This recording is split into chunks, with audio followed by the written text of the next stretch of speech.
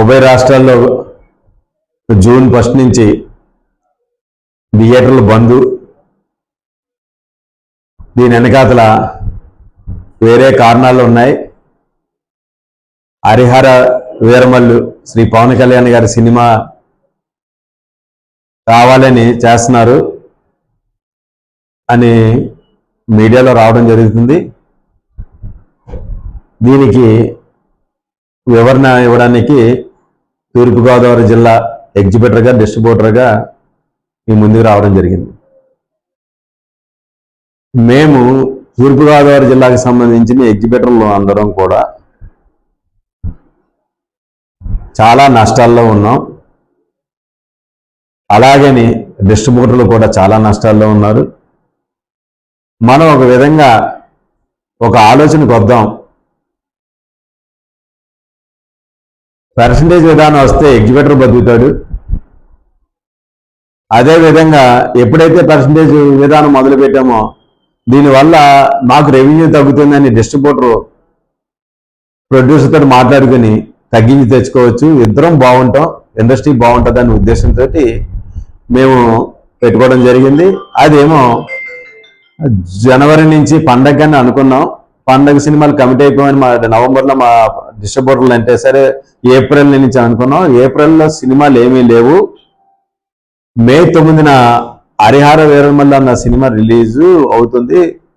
ఎందుకంటే శ్రీ పవన్ కళ్యాణ్ గారు మన కష్టాలన్నీ తీర్చేది శ్రీ పవన్ కళ్యాణ్ గారే. ఇండస్ట్రీకి బాగా దగ్గరగా ఉన్న వ్యక్తి, ఆయన డిప్యూటీ సీఎం.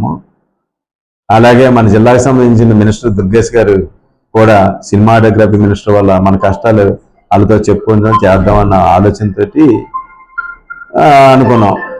దురదృష్టవశాత్తు ఏమైందంటే ఈ వ్యవహారం అంతా మేము అనుకున్నది ఛాంబర్లకు వెళ్దాం. ఛాంబర్కి సంబంధించింది 3 సెక్టర్ నైజాము, సీడెడ్, ఆంధ్ర సెక్టర్లు అందరూ కూర్చుని మేము ఎప్పుడైతే జూన్ అని నిర్ణయం తీసుకున్నాం అదే జూన్ 1కి వాళ్ళు ఏకంగా థియేటర్లు బంద్ అన్న ప్రతిపాదన తీసుకొచ్చారు. అసలు మేము థియేటర్లు బంద్ అన్న కార్యక్రమం మేము పెట్టుకోలేదు. థియేటర్లు స్ట్రైక్ చేయవలసిన పని అవుతుంది. వ్యాపారం మా వ్యాపారం మేము మూసుకుని ఏం చేస్తాం? మేము ఏమనుకున్నామంటే మా డిస్ట్రిబ్యూటర్తో మాట్లాడుకుని మీరు జూన్ నుంచి వచ్చే సినిమాల్లో ఏ సినిమాలు అయినా సరే పర్సంటేజ్ ఇవ్వండి, పర్సంటేజ్ అయితే వేస్తాం, మీరు ఇవ్వలేకపోతే మేము వేయలేము. కాకపోతే ఏదైనా ఉంటే సినిమా ఇప్పుడు కోవిడ్ టైం నుంచి సినిమా లేకపోతే థియేటర్లు మూసుకోవడం అలవాటు అయిపోయింది, పర్వాలేదు అన్న ఉద్దేశంతో మేము చెప్పాం. కానీ బంద్ అని మాత్రం అనలే. అది రాను అక్కడికి వచ్చి స్టెప్ బై స్టెప్ మీటింగ్ అయితే అక్కడ ఛాంబర్లో థియేటర్లు బంద్ 1వ తారీఖు నుంచి దానికి మేము పూర్తి వ్యతిరేకం.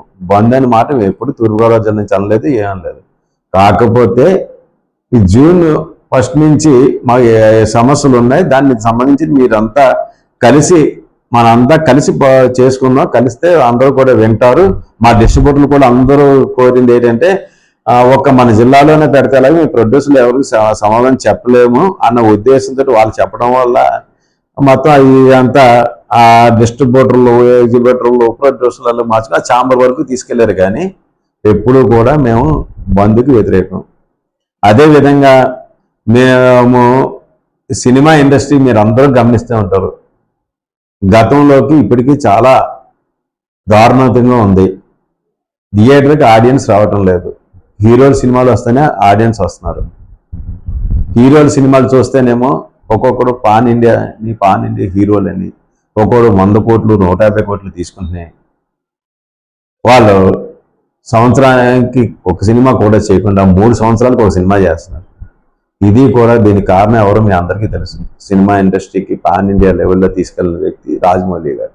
ఆయన ఉద్దేశం మంచిదే, మనకి తెలుగు పరిశ్రమకి అంతర్జాతీయ గుర్తింపు తెచ్చారు, ఓకే. కానీ ఎక్కడ పుట్టిందో దాని మూలాలు మర్చిపోకూడదు. ఇండస్ట్రీ ఇప్పుడు రాజమౌళి లాంటి మంచి గొప్ప దర్శకుడు ఒకే పాన్ ఇండియా డబ్బులు సంపాదించేసుకుందాం, ఒక్కొక్కరికి ప్రతి సినిమాకి 500 కోట్లు 1000 కోట్లు సంపాదించుకుందాం అన్న వ్యాపారం చేసుకోవచ్చు. కానీ నిన్ను నమ్మిన తెలుగు ప్రేక్షకుల్ని, తెలుగు ఎగ్జిబిటర్లు, డిస్ట్రిబ్యూటర్లు వాళ్ళని నాశనం అయిపోతున్నారు. ఈ పిచ్చి ప్రతి హీరోకి పట్టడం వల్ల మీరు రాజమౌళి మీరు చిన్న సినిమా ఏకలాంటి సినిమా కూడా తీసి పెద్ద హిట్ ఇచ్చి థియేటర్లన్నీ కూడా 50 రోజులు 100 రోజులు ఆడించారు. అటువంటి నైపుణ్యం గల వ్యక్తి మీరు. అలాగే చాలా మంది డైరెక్టర్లు కూడా మేమంతా కోరుకుంటుంది ఏంటంటే ఈ 3 సంవత్సరాలు అన్నది తీసేయండి, పాన్ ఇండియా అనేది తీసేసి ప్రతి హీరో కూడా మాకు సంవత్సరానికి 3 సినిమాలు, మినిమం 3 సినిమాలు ఇస్తే ఎంతమంది హీరోలు ఉన్నారో మన సినిమా ఇండస్ట్రీకి అందరికీ తెలిసిన విషయం. ఏ హీరో కూడా సంవత్సరానికి ఒక సినిమా కూడా తీయటం లేదు. అందువల్ల హీరోలు అందరూ సినిమా తీస్తే థియేటర్లు అందరూ కలకలగా ఉంటాయి, ప్రేక్షకులు అందరూ థియేటర్లకు వస్తారు, అంతా బాగుంటుంది. మేము కోరుకుంటున్నది అది. దీనిని మీరు సాల్వ్ చేయవలసిందిగా సినిమా పెద్దలందరికీ కూడా కోరుతున్నాం. Thank you.